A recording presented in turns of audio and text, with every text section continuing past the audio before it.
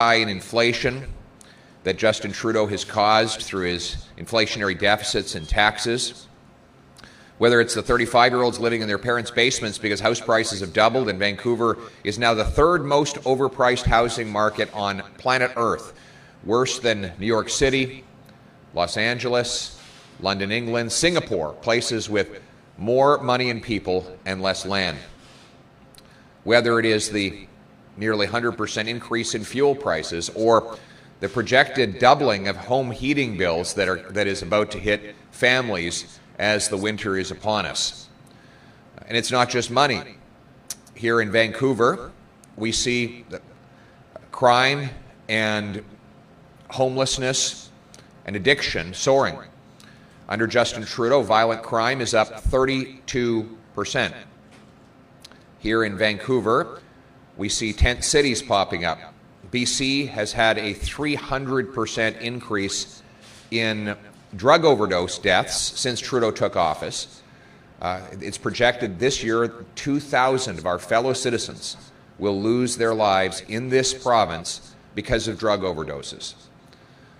And then we learned that the Prime Minister has been aware of allegations of a foreign government interfering in our elections, including by funneling illegal donations to nearly a dozen political candidates. He's known about these allegations for almost a year and done nothing. Everything feels broken. Nothing is worse, though, than the price of food. You know, we see food prices are up 11%. That's a 40-year high in food price inflation. And we have 1 in 5 Canadians who are actually skipping meals because they cannot afford the price of food. 1.5 million Canadians visited food banks in 1 month alone this year. Yesterday, I went to the Guru Nanak Food Bank to thank members of the Greater Vancouver Sikh community for feeding the hungry.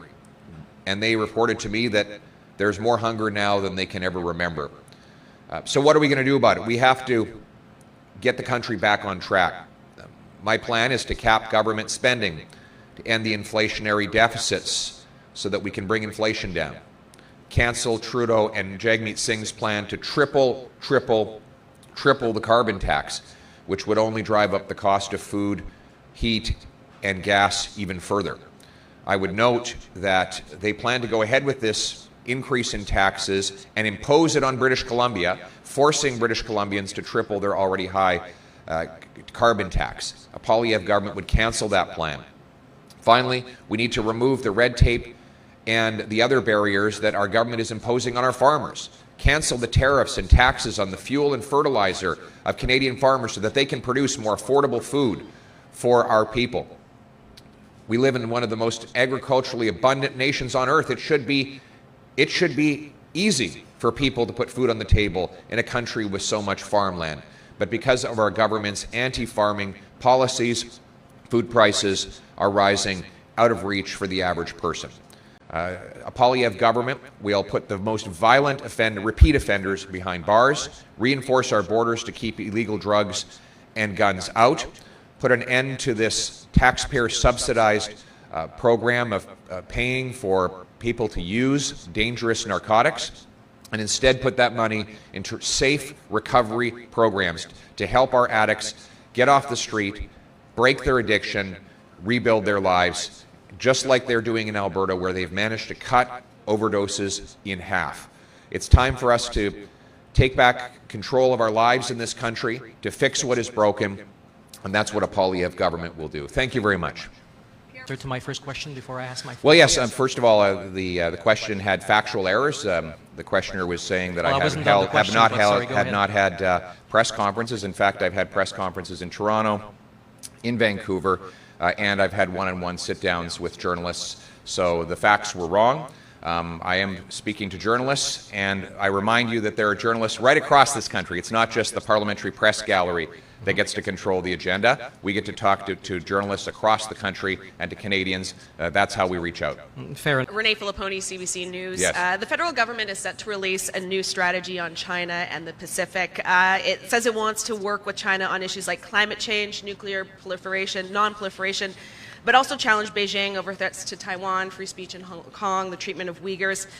What's your response to that new strategy from the federal government? Well, I have to see the strategy. So far, there has been no strategy. When it's published, we'll comment on it. I think it's very troubling that the Prime Minister has known about allegations of foreign interference in Canadian elections since last January, and he hasn't taken any action. I haven't seen any evidence of action from this government to protect our democracy from that kind of foreign interference. I think Justin Trudeau needs to explain why he knew and why he did nothing. We need to protect democracy for Canadians. No foreign government should have any influence over our elections or our future. That should reside in the hands of Canadians, and so far that has not been the case with the Prime Minister. He has failed to protect our democracy. On a more global level, we need to have a government that stands up for human rights and for freedoms and defends Canada's interests in an increasingly dangerous world. I should have mentioned in English, the Conservative Party is pushing for meetings to investigate the allegations of interference by the Chinese Communist government in our elections. We're pushing for these meetings to happen at the Procedure and House Affairs Committee. We believe we have enough signatures to make those meetings happen, and we can get an investigation going into what the Prime Minister knew, what he's going to do about it, and how we're going to protect our democracy from foreign interference. Good morning, Mr. Poilievre. Miguel Santamaria, Global News. As you've already mentioned, Global News reported the Prime Minister was briefed by CSIS on significant interference by China in the 2019 election. Your party has promised to get tougher on foreign interference, as you mentioned. How concerned are you about the CCB's alleged interference campaign in Canada, and what exactly would you do differently if you were in power?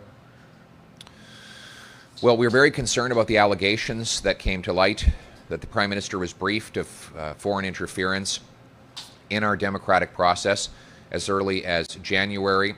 There have been widely publicized allegations of interference in 2 consecutive elections now, and nothing done.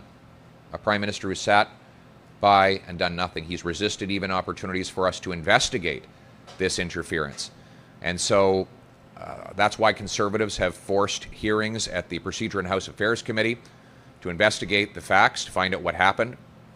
We're looking at potential proposals that would bolster our counterintelligence, that would protect Canadian citizens from intimidation, and that would expose any level of interference by any foreign government in our democracy. Thank you. Thank you, Mr. Poilievre. Another question. We have heard extensive testimony at the Emergencies Act inquiry, including concerns from police and national security agencies about elements inside the convoy. Has any of this changed your view of whether the Emergencies Act should have been invoked? And if you had known what has been revealed into testimony so far, would you still have supported the convoy? Do you still support it now? So my position is the same as it was before the convoy arrived, the same as it was during, and the same as it is now, which is this. I support those peaceful and law-abiding protesters who demonstrated for their lives and livelihoods and liberties, while condemning any individual who broke laws, behaved badly, or blockaded critical infrastructure. I think it's possible to support the overall cause of personal free choice in vaccination and the overall cause of respecting the trucker's ability to earn an income, while holding individually responsible anyone who behaved badly, broke laws, or blockaded key infrastructure. That was my position before, during, and now. Thank you, Mr. Poilievre. Thank you. Hi there, Brenna Owen with the Canadian Press. This question is actually from my colleagues in Ottawa. Do you support Danielle Smith's assertion that when a province doesn't agree with a federal law, the province can choose not to enforce it? Look, Justin Trudeau has created divisions right across this country. He's turned west against east. He's turned provinces against the federal government. He has, just yesterday, caused a massive blow-up of meetings on healthcare funding So they walked away without getting anything done.